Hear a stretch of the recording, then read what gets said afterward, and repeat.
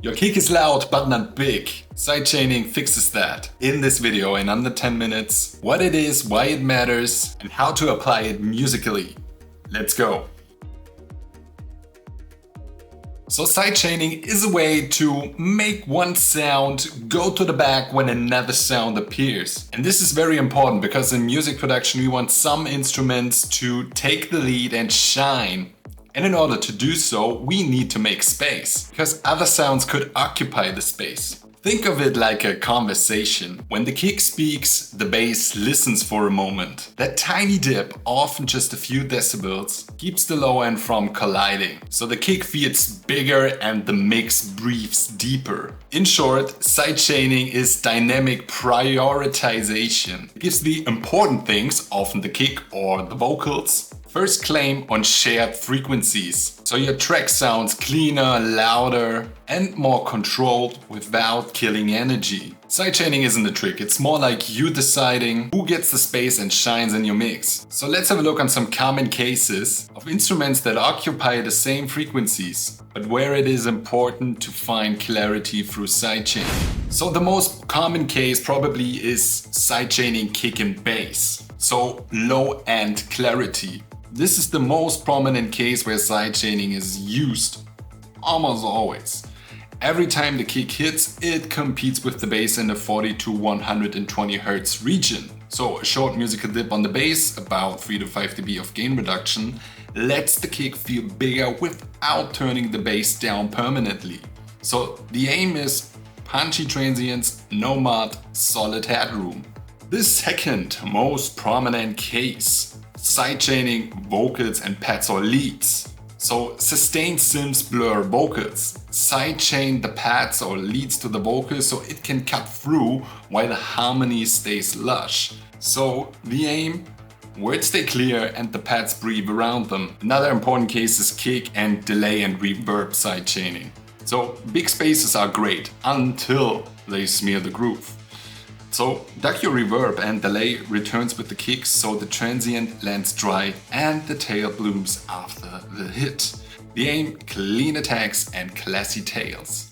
So use sidechain whenever you need priority, clarity and movement. Done right, it doesn't just solve problems. It becomes part of your feel and part of the mixing. Of course, there are also many other cases, but I think those three are the most common and most important ones when it comes to sidechaining in your tracks. By the way, if you need help enhancing your music, a professional mix, a remix of your song, or just professional self-written song feedback, I can recommend you my Fiverr gigs. Here you can get all these things at affordable prices and at the same time you can support my work. So check it out, link is in the description. And now back to the video.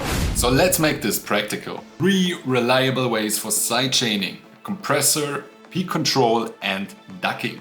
Same goal, clean priority, different workflows and feel, but all 3 of them are fairly easy to use. So let's dive right in. So let's get this very common example of sidechaining kick and bass. In this example project, we have 3 different things. We have our kick, we have our mid bass, and we have our sub bass. And the important thing here is that the sub bass and the kick are peaking on the same frequency. So we don't want that naturally. This is why we sidechain. So first way, the compressor. We go to our kick, send it to the sub channel, reduce the volume, then go back to the sub channel and load the limiter. We go to the compressor mode and here at sidechain we select the kick. Now we put the threshold down, put the ratio to 2:1 and done.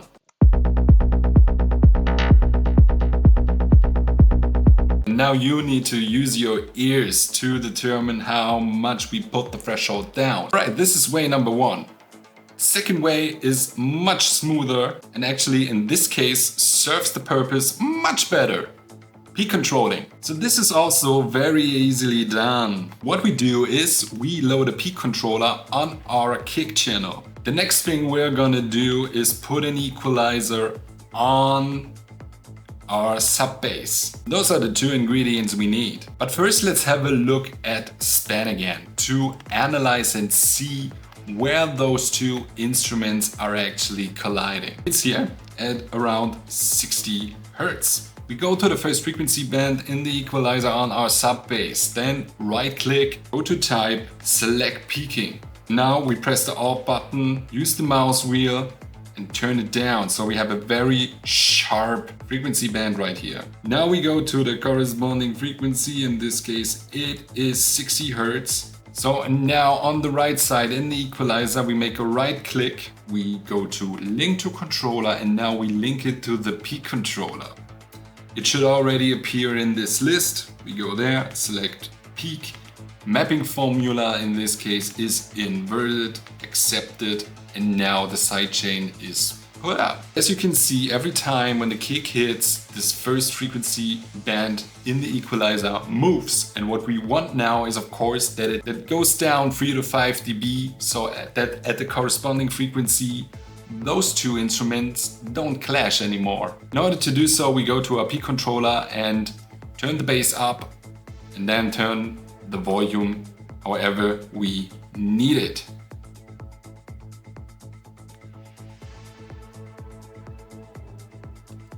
So something like this. And now we're set. And now the third way, ducking. Probably the laziest way of them all. So what we're gonna do now is duck the signal, so we lower the volume on the sub bass. When it attacks, nothing more. So it's not directly corresponding to the kick, but we lower the frequencies. In many cases, we may lose too much energy, so be careful with it. We can do this, for example, and I think many people use this tiny little amazing plugin, Kickstart, to duck the signal. So we grab Kickstart, we put it on the sub bass. You can adjust right here, so where the signal ducks.